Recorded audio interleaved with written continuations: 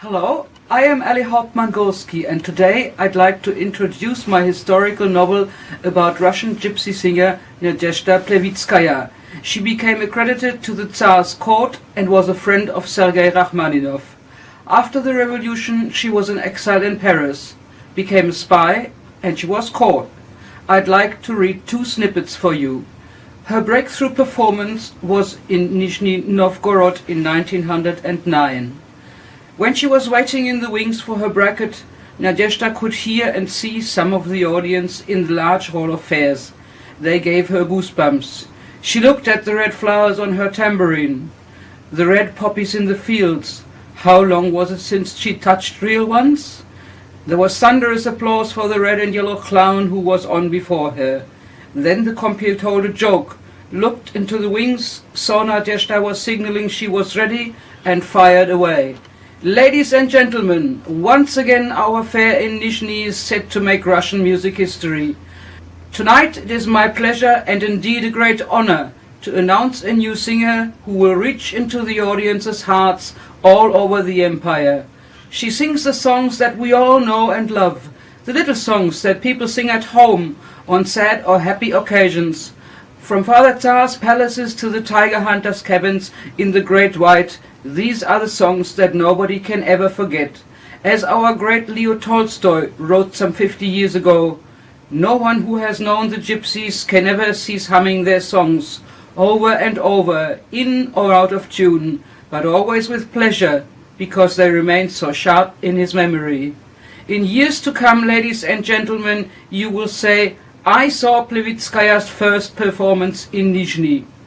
Nadezhda started walking to center stage, and with a grand gesture the compeer announced, "Here she is, Nadezhda Vasilyevna Plevitskaya." But in exile in Paris, Plevitskaya's life with her last husband, General Skoblin, takes quite a different turn. Nadezhda threw Lesner's money bundle on the table, knocking over a vase with red and white carnations. "You betrayed the fatherland and me! How can you work hand in glove with these people who killed our Tsar, caused death and destruction? How can we look people in the eye?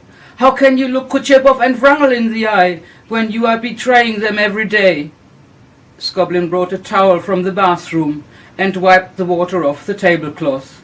Then he looked up and said with a nice cold grin, "Ah, you had a visitor backstage, I take it." "Yes, and he forced blood money on me."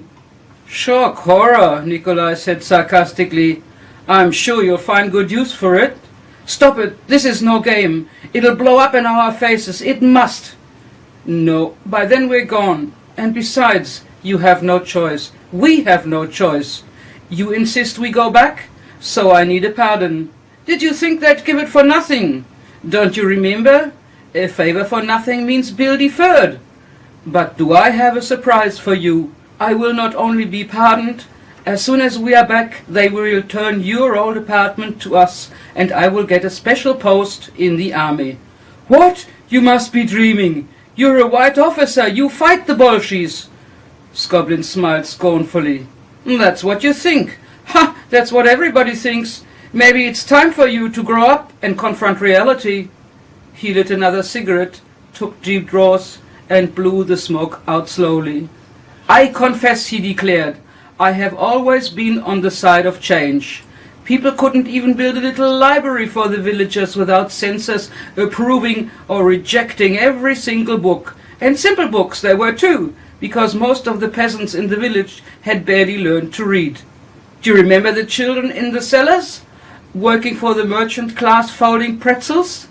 Have you looked at the iron bars on their cellar windows to prevent them from handing out pretzels to hungry urchins? Your music and moving up the ladder was all you cared about. That's not true. When Shaliapin collected money for Gorky, who channeled it to the revolutionaries, I donated. I also delivered money from Rachmaninoff to Gorky. Big deal. So what did you do then, that you act like God's gift for the downtrodden? Nadezhda asked. I have always been on the side of change. In the beginning it was only a feeling that Russia could not go on like that. Too many separate classes. Soldiers, Cossacks, nobility, merchants, Jews, bureaucrats, all creaming off at the expense of the Schules. They kept them poor to feel grand. You should have heard the stories that did the rounds in the barracks about the various Romanov groups. Some wanted to kick out Nicholas and lift one of their own on the throne. Others wanted to get rid of the Tsarina.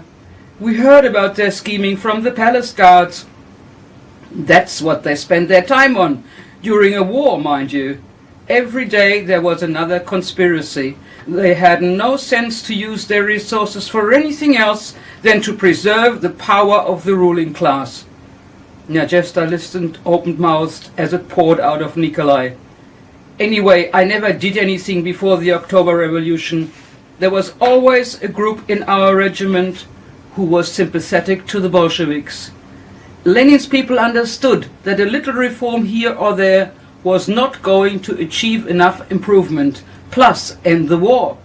I agreed with them when they declared our regiment red. But if you think they asked me beforehand, you are mistaken. I never lied to you.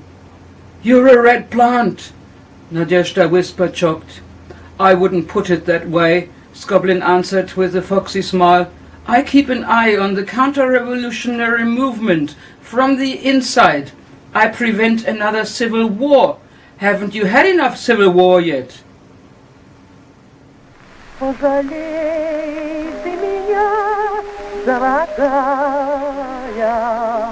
освети мою темную жизнь, ведь я плачу слезами самая, но напрасно, и ведь счастью не быть.